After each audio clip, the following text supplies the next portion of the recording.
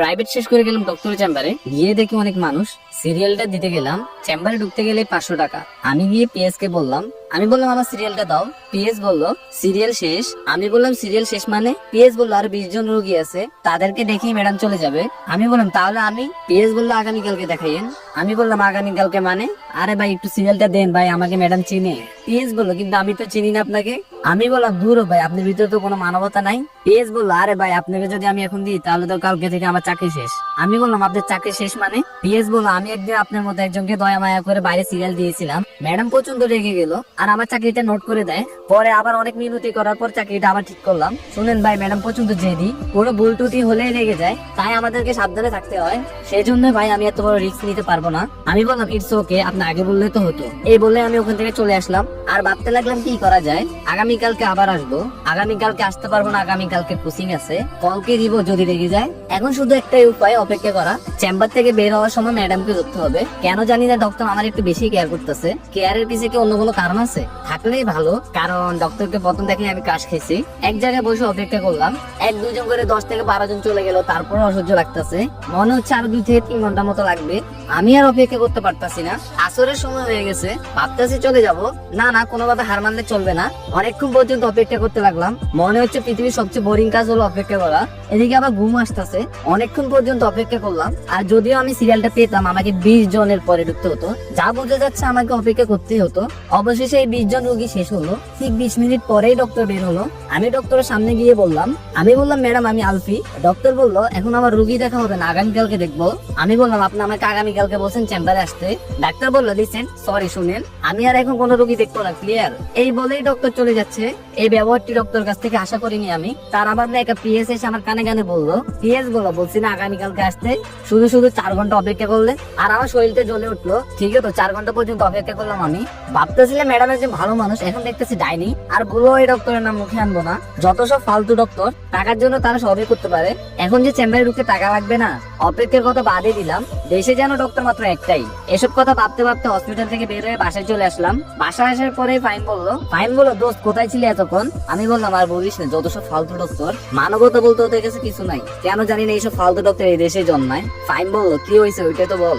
আমি ফাইনকে ডক্টর কাছে যাওয়ার পরে কি কি ঘটলো সবকিছু বললাম।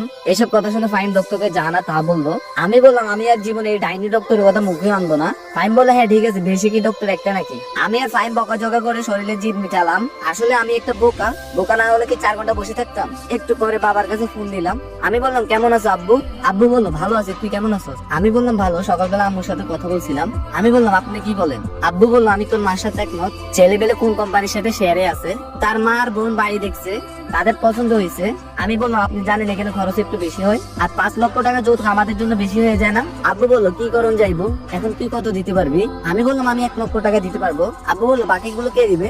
আমি বললাম আমি এর থেকে বেশি টাকা দিতে পারবো না। আমি বললাম আমি এতদিন খেটে খুটে যত টাকা জমিয়েছে ততটুকু দিয়ে দিচ্ছি, না পারলে খেতটা বিক্রি করে দেন, আর যৌতুক তো পরে দিলেও চলবে। আর আমি বললাম আমি এর থেকে বেশি টাকা দিতে পারবো না। বাবা বললো তোর উপর আর চাপ দিব না, তুই যতটুকু পারো ততটুকু দে।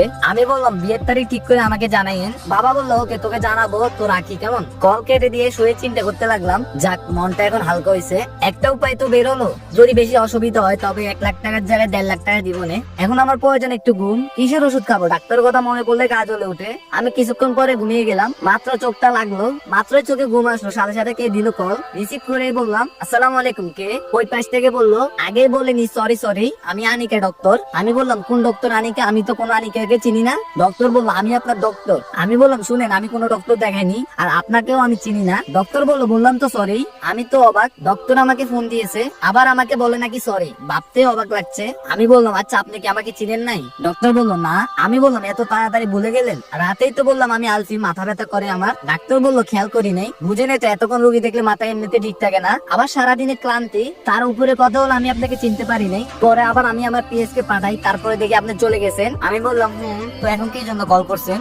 ডাক্তার বললো সরি বলতে, কারণ আমি চাই না কারো চোখে খারাপ হয়ে থাকতে, তাহলে চলে আসেন আগামীকালকে আমার চেম্বারে। আমি বললাম আজকে যদি আমাকে কল না দিতেন আপনি, তাহলে আপনি আমার চেহারাটাও দেখতে পেতেন না। তখনও তো আপনি আমার কাছে একজন ডাইনি এবং ডাইনি ডক্টর হিসেবে পরিচিতি থাকতেন। ডাক্তার বললো আর এখন? আমি বললাম একজন গুড ডক্টর, গুড গার্ল এবং নাইস লেডি। ডক্টর বললো থ্যাঙ্কস, আপনাকে অনেক অনেক থ্যাঙ্কস। আমি বললাম ওয়েলকাম। ডক্টর বললো আগামীকালকে আসবেন তো? আমি বললাম দেখি আগামীকালকে আসতে পারি কিনা, আগামীকালকে কাজের চাপ অনেক বেশি তো। ডাক্তার বললো আসবেন কিন্তু, আমি কিন্তু ওয়েট করবো। আমি বললাম ওকে আসবো, তো কয়টা বাজে আসবো? ডাক্তার বললো 5টার দিকে আসতে পারেন। আমি বললাম সন্ধ্যার সময় না আপনি চলে যাবেন? ডাক্তার বললো আগামীকালকে একটু মিটিং আছে। আমি বলছি ওকে বাই, এই বলেই ফোনটা কেটে দিলাম। আর কিছুক্ষণ একটু বিশ্রাম নিলাম। সকালবেলা ঘুম থেকে উঠি, কোচিং এ গেলাম, কোচিং শেষ করে গেলাম কলেজে। সারাদিনের কাজের চাপও শেষ। 5টার দিকে বাসায় এসে বিছানায় শরীরটা লাগালাম, মাথাটা যেন ধরে আছে, মন চাইতেছে ঘুমাতে, কিন্তু না, ডক্টর কাছে যেতে হবে। বিছানা থেকে উঠে গোসল করলাম, করে রেডি হয়ে চলে গেলাম ডক্টর চেম্বারে। দরজার সামনে কোনো মানুষ নেই। আমি গিয়ে টোকা দিলাম দরজাতে, ভিতর থেকে বললো আসেন। আমি ভিতরে ঢুকি সালাম দিলাম। ডক্টর বললো ওয়ালাইকুম আসসালাম, বলেন। আমি বললাম থ্যাঙ্কস। আজ ডক্টরের খয়েরি কালার একটি বোরকা পরলো এবং সাদা কালারের ওড়না দিয়ে স্কার্ট পরা, মন চাচ্ছি শুধু তাকিয়ে থাকতে। ডাক্তার বললো শরীর ঠিক আছে আপনার? আমি বললাম না, মাথাটা যেন কেমন লাগতেছে। ডক্টর বললো কেমন লাগতেছে? আমি বললাম যেরকম সবসময় লাগে। ডাক্তার বললো তাহলে আমি আপনাকে নতুন কিছু ওষুধের নাম লিখে দিচ্ছি, আপনি ওগুলো খাবেন। আমি বললাম আগের গুলো? ডাক্তার বললো আগের গুলো খাবেন, এগুলো খাবেন একসাথে। ডাক্তার বললো যদি আপনার রোগ ভালো হয়ে যায় তাহলে আপনি কি করবেন? আমি বললাম তাহলে আর কি করবো, আপনাকে মনে মনে ধন্যবাদ দিব। ডাক্তার বললো মন কালো করে। আমি বললাম আমি তো আপনার থেকে ছোট। ডাক্তার বললো আমি বললাম তাহলে আপনি আমাকে তুমি কিংবা তুই করে বলতে পারেন। ডাক্তার বললো আপনি রাগ করবেন না তো? ডাক্তার বললো থ্যাঙ্কস। আমি বললাম ওয়েলকাম। ডাক্তার বললো আপনার ফেসবুক অ্যাকাউন্ট ঘেটে দেখলাম, আপনার উপর অনেক মেয়ে ক্রাশ, আপনি কি কাউকে লাভ করেন না? আমি বললাম না, এখনো সিঙ্গেল। ডাক্তার বললো এত সুন্দর একটা ছেলে, তার উপর আবার সিঙ্গেল। আমি বললাম আসলে মনের মতো কাউকে পাচ্ছি না তো, আর এইভাবে 5-6টা লাভ করার থেকে ভালো না একজনকে ভালোবেসে সারা জীবন আগলে রাখতে পারো বুকের মধ্যে। ডাক্তার বললো ঠিক বলছেন। আমি বললাম আপনি সম্বন্ধে কিছু বলেন। এমন সময় কে জানি ডাক্তার ফোনে কল দেয়। ডাক্তার বললো হ্যালো আশিক, কি করো? ঘুরতে আসছো? কার সাথে? বন্ধুর সাথে? আচ্ছা ভালো করে চিল করো, আমি চেম্বারে রুগী দেখছি। Okay bye baby. আমি মনে মনে ভাবছি কি হতে পারে, বন্ধুর সাথে তো এইভাবে কেউ কথা বলে না। লাস্টে বেবি বলার কারণে আমার সবকিছু ক্লিয়ার হয়ে যায়। ডক্টর বিএফ, এটাই ছিল আমার কপালে। অনেকদিন পর একটা মেয়ে পছন্দ হলো, তার বেলে বয়ফ্রেন্ড আছে। আমি বললাম কে ছিল? ডক্টর বললো বয়ফ্রেন্ড। আমি বললাম মনটা খারাপ করে। ডক্টর বললো রাগ করছেন? আমি বললাম রাগ করবো কেন, কেন জানি না আমার চোখ দিয়ে পানি বের হয়ে আসছে। ডাক্তার বললো কি তুমি কাঁদছো? কষ্টের কথা না বলে মিথ্যা বললাম। আমি বললাম ডক্টর বললো আচ্ছা ঠিক আছে, এই নাও টিস্যু, চোখ মুছো। আমি বললাম থ্যাঙ্কস। আমি চোখটা মুছে চুপ করে থাকলাম। আমি ডক্টরের চোখের দিকে তাকালাম, ডক্টর আমার চোখের দিকে তাকালো, দুজনের চোখে একসাথে হলো। ডক্টরের চোখ দেখে মনে হচ্ছে ডক্টর আমাকে কি যেন বলছে, সেটা কি আমাকে ভালোবাসার কথা? ডক্টরের চোখ নিচে নামছে না, এক দৃষ্টিতে আমার দিকে তাকিয়ে আছে। আমি চোখ সরিয়ে বললাম, আমি বললাম তো ডক্টর আমি চলে যাই। ডাক্তার বললো আরেকটু বসেন, আমিও বেরোবো। একটু পরে দুজনে হসপিটাল থেকে বের হয়ে আসলাম। একটা কথাও বললাম না, কারণ তার বয়ফ্রেন্ড আছে, সে তার বয়ফ্রেন্ডের সাথে সুখে থাকুক, আমি আমার রাস্তা দেখি। দুজনে পাশাপাশি হাঁটতেছি। আনিকা বললো আমার সম্পর্কে আপনাকে কিছু বলা হয় নাই। আমি বললাম আরেকদিন শুনবো। ডক্টর বললো ওকে। আমি বললাম আচ্ছা ডক্টর আপনি তো আবার বড়, আপনাকে আনিকা আপু বলে ডাকি, রাগ করবেন না তো? ডাক্তার বললো আপু বলার দরকার নাই, ডাক্তার বললো ডাকবা। আমি বললাম আচ্ছা আপনার বয়ফ্রেন্ডের সম্বন্ধে কিছু বলুন। ডাক্তার বললো তার নাম আশিক, সে একটা জব করে, তার সাথে আমার দেখা হয়েছে কানাডায়। আমি বললাম আপনি কানাডায় গিয়েছিলেন, আপনারাই পেরেছেন জীবনে কিছু করতে। ডাক্তার বললো থ্যাঙ্কস। আমি বললাম তাহলে আমি যাই। ডাক্তার বললো বাই। আমি বললাম গুড বাই। আমি একটা রিক্সা ডেকে চলে আসলাম। মনে মনে ভেবেছিলাম এটাই হয়তো ডাক্তারের সাথে শেষ দেখা। আমি বাসায় চলে আসি, এসে ফাইমের সাথে কথা না বলে ঘুমিয়ে পড়ি। আনিকা এরকম বিভ্রান্তিকর অবস্থা আগে কখনো পড়েনি। আলফি যে কান্না করে দিবে এটা কে জানে। আসলে আলফিকে প্রথম থেকে আনিকার কাছে ভালো লেগে যায়, কিন্তু আনিকার তো একটা বয়ফ্রেন্ড আছে। এই কথাটা আনিকা আলফিকে কিছুদিন পরে বলতো। আনিকা মন থেকে চাইতেছে আশিকের সাথে ব্রেকআপ করবে, কারণ কিছুদিন আগে সানিকে অন্য একটা মেয়ের সাথে দেখে ফেলে। আর কিছুদিন ধরে আশিক আনিকাকে কেয়ার করে না, কারণ হয়তো আশিক আনিকা থেকে ভালো কাউকে পেয়ে গেছে। আনিকা বাসায় আসলো, আনিকারা 2 বোন, আনিকা বড়, আনিকার ছোট বোনের নাম শারমিন। বাবা মা দুজনে আছে।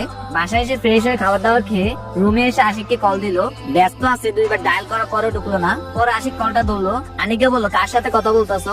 আশিক বললো আরে আমার অফিসের একজন স্যারের সাথে কথা বলতেছি। আনিকা বললো মিথ্যা কথা বলো কেন? আশিক বললো আনিকা তুমি আগের থেকে চেঞ্জ হয়ে গেছো। আনিকা বললো তুমি চেঞ্জ হও নাই? আশিক বললো না।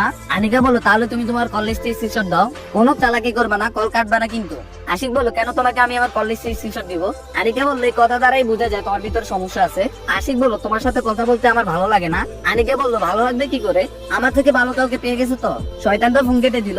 ব্যাকআপ যেহেতু করে ফেলবে এত ঘুরেতেছিস কেন? শারমিন ঢুকলো আনিকার রুমে, ঢুকেই বললো কাকে এত গালি দিতেছো আপু? আনিকা বললো কাউকে না। শারমিন বললো দেখতো আপু এই দুজনের মধ্যে কাকে ভালো লাগে তোর কাছে? আনিকা তাকাইতে মন চেতেছে না, তারপরে তাকালো শারমিনের ফোনের দিকে, দেখলো আলফি এবং অপরিচিত একটা ছেলে। আনিকা বললো তুই এই ছবি কই থেকে পাইছো? শারমিন বললো তুই চিনোস? আনিকা বললো শারমিন বললো তুই কি করে চিনোস? আনিকা বললো আগে তুই বল। শারমিন বললো সে আলফি, আমার কলেজের সেকেন্ড ইয়ারে পড়ে, অধিকাংশ মেয়েরই ক্রাশ, কিন্তু সে আবালের মতো সারাদিন কাজে করে, কোনো মেয়েদেরকে পাত্তা দেয় না। আনিকা বললো তোর ক্রাশ? শারমিন বললো না, দেখ তার হাবা বাবা বন্ধুটার উপর ক্রাশ খাওয়া আমি। এই বলে আনিকা শারমিনের হাত থেকে ফোনটা নিয়ে ভালো করে ফটোটা দেখতে লাগলো। আনিকা বললো আলফির উপর যতগুলো মেয়ে ক্রাশ খাইছে তার একটা লিস্ট আমাকে দিবি। শারমিন বললো কেন, তুইও কি ক্রাশ খাইছস? তাহলে আশিক ভাই। আনিকা বললো সে আমার পেশেন্ট। অনেক চাকিত বাবা আনিকা শারমিনের মোবাইলে ফটোগুলো দেখতেছে, একটা ছবির উপর চোখ আটকে গেল। গাইস 12 মিনিটে একটা পার্টি ইউটিউবে আপলোড করলাম, সবাই একটু ভালো ভালো করে সাপোর্ট করবেন। আমি চাইতেছি টিকটকে এটা আর কন্টিনিউ না করে ইউটিউবে কন্টিনিউ করবো। সবাই ইউটিউব চ্যানেলটা সাবস্ক্রাইব করে দিয়ে আসেন।